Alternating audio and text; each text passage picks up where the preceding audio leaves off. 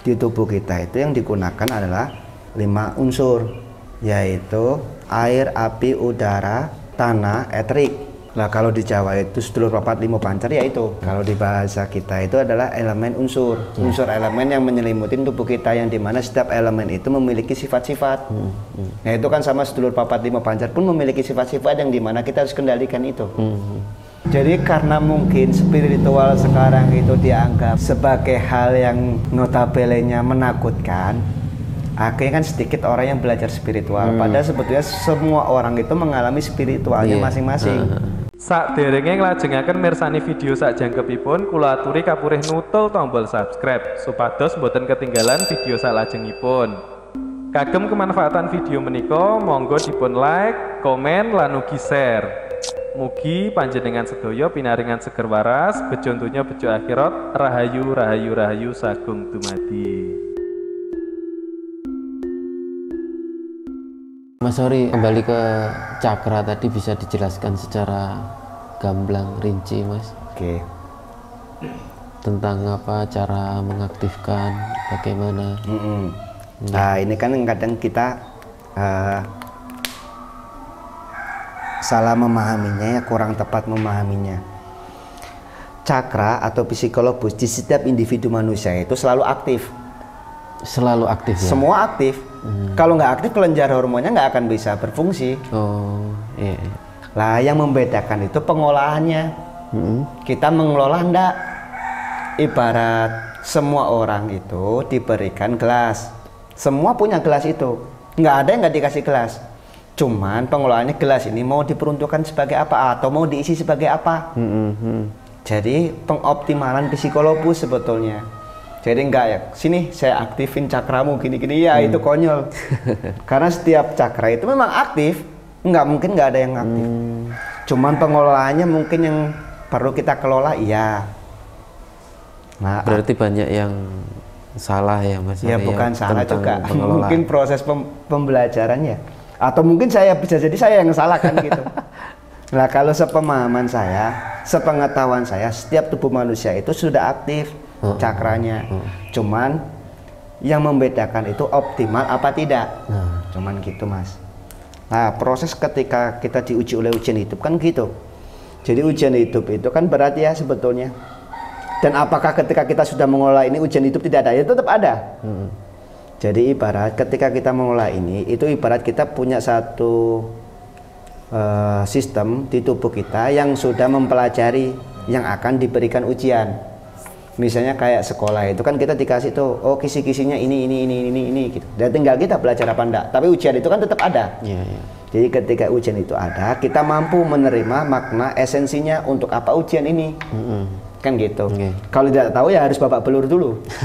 Baru oh ternyata saya dulu diuji ini tuh untuk ini gitu. Makanya itu kan saya bilang bahwa apapun ujian yang diberikan kepada kita, tidaklah lebih itu adalah proses bagaimana pencipta kita untuk mendidik kita menemukan potensi terbaik kita. Sebetulnya esensinya itu.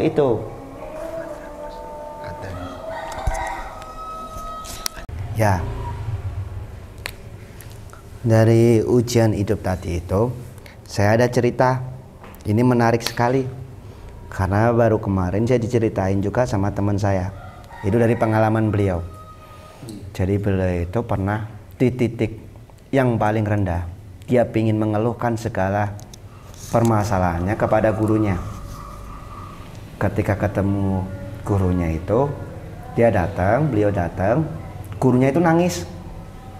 Dia bingung. Mau tanya juga bingung, didiemin aja sampai gurunya bilang, "Le, opo Gusti Pangeran ini, Gusti Allah ini lagi marah ya sama saya," gitu katanya. Nah terus teman saya itu cerita, tanya, "Marah kenapa?" gitu. "Karena dalam satu hari ini saya tunggu kok nggak ada ujian hidup pada saya," gitu. "Apakah Gusti Allah itu marah?" gitu. Itu dia langsung pulang terus menggugurkan niatnya untuk berkeluh kesah. Jadi gitu.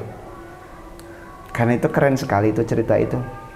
Jadi mungkin bisa jadi pencipta kita itu ingin menjaga konektivitas kita kepadanya itu lewat ujian-ujian hidup itu. Dari cerita tadi toh ada juga riwayat kalau nggak salah Nabi Musa ya, yang dimana ketika itu ditanya dia dia mendapatkan satu informasi, kalau kamu pengen tahu orang yang aku cintai datanglah ke sana. Ketika itu beliau datang ke sana. Nah waktu lihat orang itu lagi sakit, nah habis itu spontan beliau berdoa, mudah-mudahan orang ini sembuh. Kedengar tuh sama orang yang sakit tuh, kenapa kamu doakan Musa? Kalau misalnya kamu berdoa seperti itu dan Gusti Allah itu mengabulkannya, nanti kedekatanku dengannya itu berkurang. Saya itu merasa dekat ketika saya diberi ujian ini. Kan itu juga aneh. Nah kita kan juga harus punya cara pandang seperti itu, yang dimana terkadang ujian hidup itu untuk mendekatkan kita kepada pencipta kita gitu. Nah itu kalau dari ujian hidup. Nah dari beberapa hal yang pernah saya lihat dari pengalaman saya, itu kan di unsur alam ini, alam itu memiliki unsur elemen yang beragam.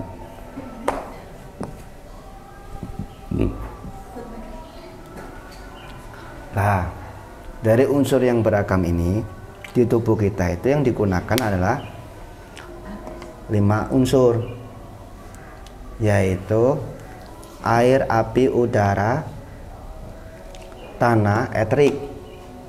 Nah kalau di Jawa itu sedulur papat limo pancer ya itu.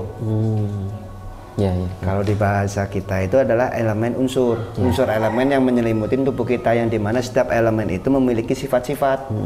Nah itu kan sama sedulur papat limo pancer pun memiliki sifat-sifat yang dimana kita harus kendalikan itu. Nah di alam itu unsurnya banyak sekali. Kebanyakan kita itu tanpa sadar semua unsur ini dimasukkan ke tubuh. Nah sebetulnya kan ketika kita mengenali ini, sistem-sistem ini, kita akan paham. Jadi unsur-unsur mana yang dimasukkan ke tubuh. Sebetulnya ketika ini masuk ke tubuh, ini cuma untuk menggetarkan, memutar ini hingga ini bergetar. Ketika ini bergetar menghasilkanlah energi sendiri. Dan energi dari alam itu dikembalikan ke alam, bukan dihimpun ke tubuh kita. Jadi fungsinya itu kayak kincir angin. Angin itu cuma memutar baling-baling, bukan dimasukkan ke generator. Nah generator energi itu dari perputaran ini. Kayak gitu. Nah, itu energi, bisa dijelaskan energi apa yang dihasilkan Mas Ari? Ya energi kita sendiri dari perputaran ini. Jadi energi itu kan gini, hukum kekekalan energi itu tidak bisa hilang atau musnah, nggak akan mungkin bisa diambil orang ketika kita tidak mengizinkannya. Nah energi itu bisa berubah bentuk jadi imun, jadi vitamin, jadi itu dan sebagainya. Nah cuman itu kan sangat halus. Nah di tubuh kita itu ada yang disebut dengan kutub-kutub energi. Ada kutub minus, ada kutub plus. Minus itu bukan berarti jelek, kayak baterai. Ketika itu saling bersinggungan, dia akan menghasilkan energi. Dari kita belajar kutub-kutub inilah kita menentukan satu gerakan yang dimana ini bisa saling terhubung. Jadi kan sebetulnya terlihat bahwa setiap tubuh manusia itu ada lintasan orbit yang mengelilingi. Nah lintasan orbit ini ketika dia saling terhubung akan membentuk suatu habit. Jadi tanpa sadar ketika kita melakukan satu gerakan atau melakukan satu hal dalam bentuk fisik, ketika itu terus menerus dilakukan akan menjadi habit, kebiasaan. Makanya kan sulit tuh ketika kita menyuruh orang lain untuk berubah. Nggak mungkin bisa. Setiap individu kita itu tidak bisa untuk merubah orang lain. Yang bisa merubah orang itu adalah dirinya sendiri. Kita itu cuma memicu, men-trigger, merangsang. Coba lihat tuh motivator seluruh dunia misalnya. Paling mengendap ke diri kita itu cuma berapa hari, berapa minggu. Besoknya balik lagi, karena apa? Habitnya belum kebentuk dari dirinya sendiri. Makanya itu ketika seseorang melakukan satu gerakan, merubah orbit hingga membentuk habit, tanpa sadar dia akan merubah perilakunya.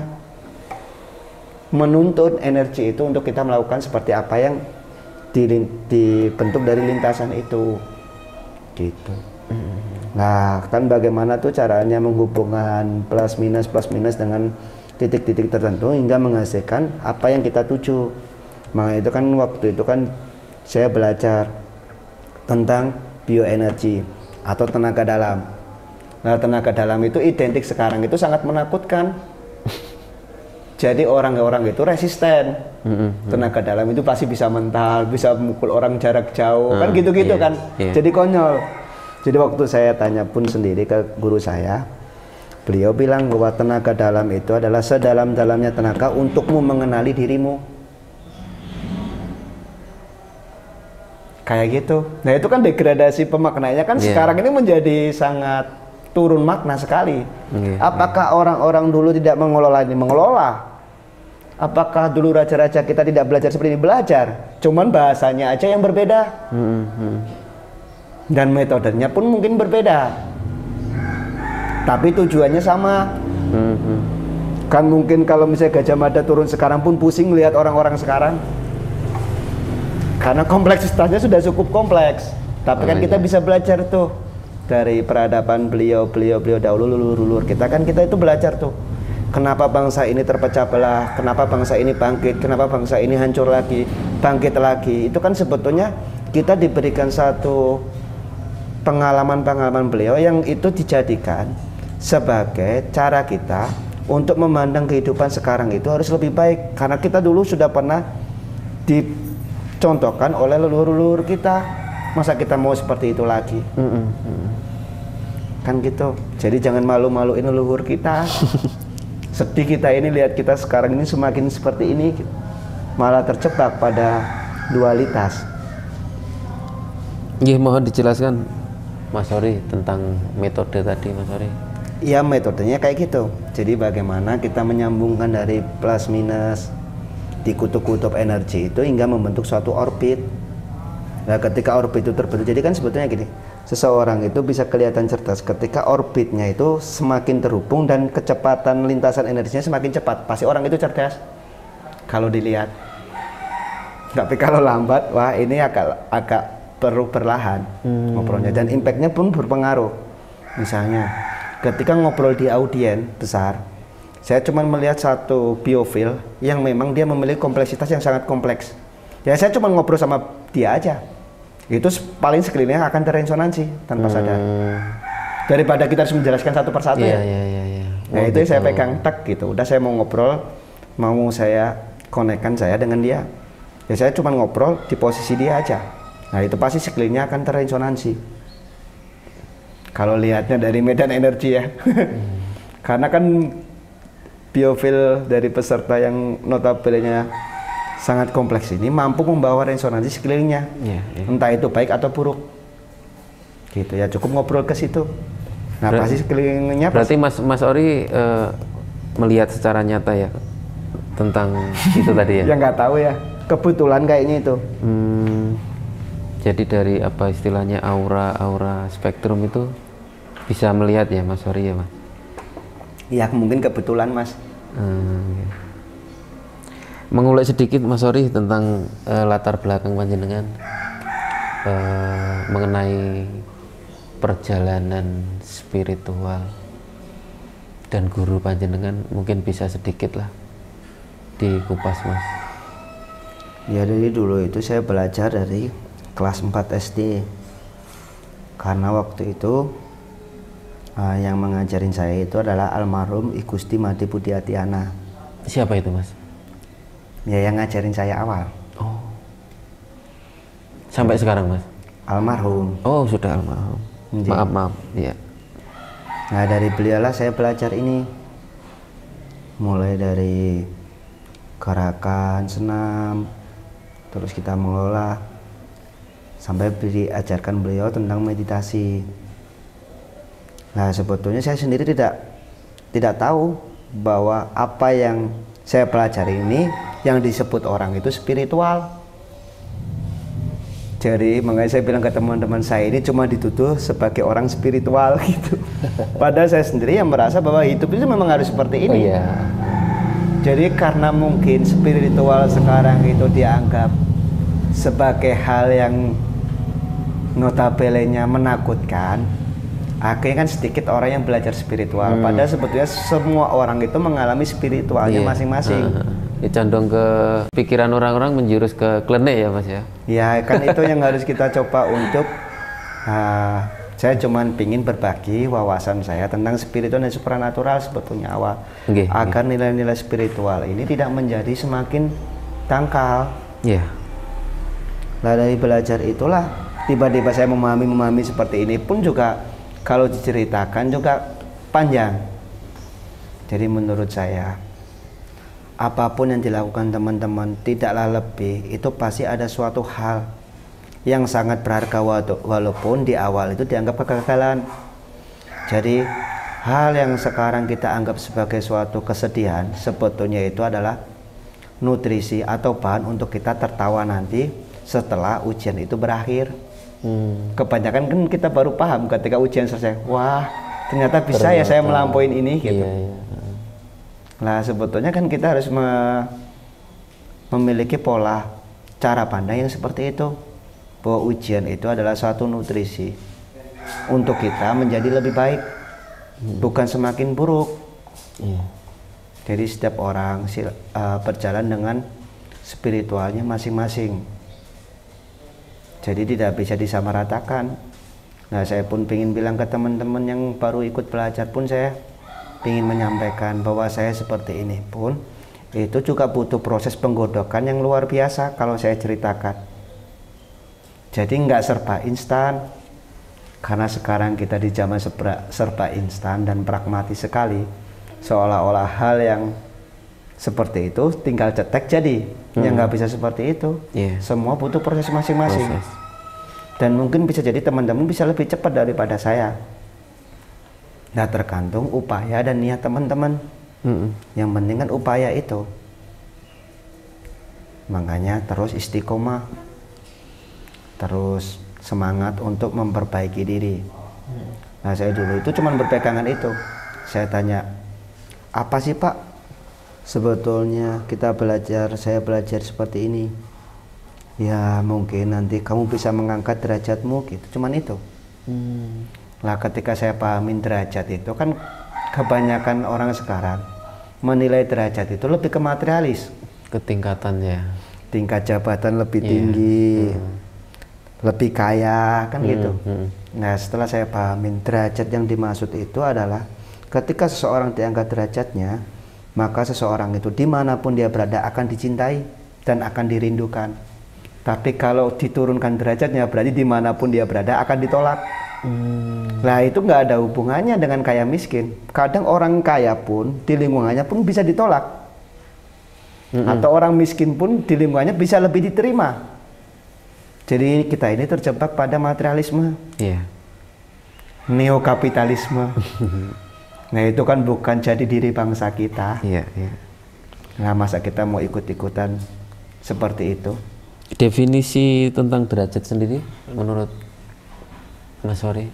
Ya tadi itu, bahwa derajat itu adalah di mana kemaslahatan hidup kita itu dirasakan dan mampu membawa kemaslahatan di lingkungan kita. Jadi apa? Kemanfaatannya. Jadi semakin tinggi derajatnya, mungkinnya kalau sudut pandang saya adalah kebermanfaatan hidupnya lebih bisa dirasakan oleh semua orang lebih banyak. Kan gitu. Semakin tinggi seharusnya secara prakteknya di lapangan pun harus secara horizontal dan vertikal itu harus seimbang. Bukan semakin tinggi kesadarannya sulit untuk disentuh, kan konyol. Spiritual itu bukan orang yang klimis, orang yang berdiam diri dan eksklusif. Bukan seperti itu. Apalagi membedakan bahwa kita ini lebih tinggi atau lebih gimana, lebih hebat, itu bukan orang spiritual. Menurut saya. Tapi semua manusia itu pasti ada rasa seperti itu ya Mas Hori. Merasa lebih tinggi dari yang lain, itu udah apa ya, udah bawaan ya. Tinggal kita mengelolanya gitu ya. Kan ada tuh di beberapa kitab yang ketika manusia turun di dunia ini itu mengalami beberapa perjalanan yang dimana menjadikan manusia itu lupa. Nah, perjalanan itulah yang disebut dengan hijab-hijab itu.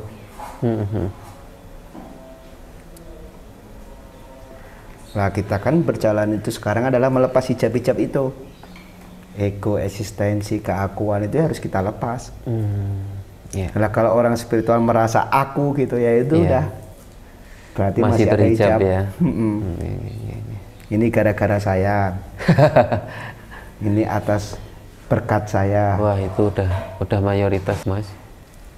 Ya itu kan berarti kan harus kita pelajari sendiri. Apakah mungkin kita juga seperti itu? Itu kan sebetulnya cerminan untuk diri saya pribadi. Jadi sebetulnya apa yang saya ucapkan ke teman-teman di setiap safari di YouTube sendiri itu sebetulnya saya tidak ingin menyeramai teman-teman. Itu ceramah untuk diri saya pribadi, bukan untuk teman-teman. Jadi saya bersyukur adanya teman-teman itu menjadi cerminan untuk diri saya. Jadi kembalikan lagi ke diri. Nah, kalau misalnya teman-teman berkenan untuk belajar bareng-bareng dan teman-teman merasa bahwa apa yang saya sampaikan itu membawa manfaat, ya bersyukur saya itu. Karena saya sendiri itu tidak lain hanya meneruskan apa yang pernah saya pelajari dari guru saya. Dan saya itu tidak mau nanti ketika saya tidak ada, saya ditakdir terhadap potensi saya.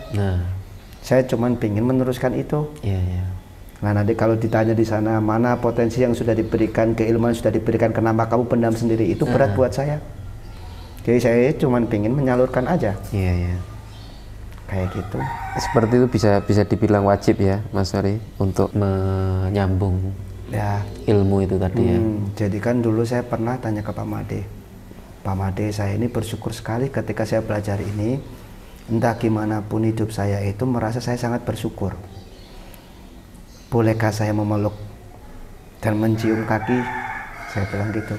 Nah, kata beliau, bukti pengabdian terhadap guru itu, Mas Ori, itu bukan cuma seperti itu. Buktinya itu harus terbukti dengan kamu mengamalkan segala ilmu yang pernah diberikan kepadamu dan memberikan kebermanfaatan terhadap ilmu itu.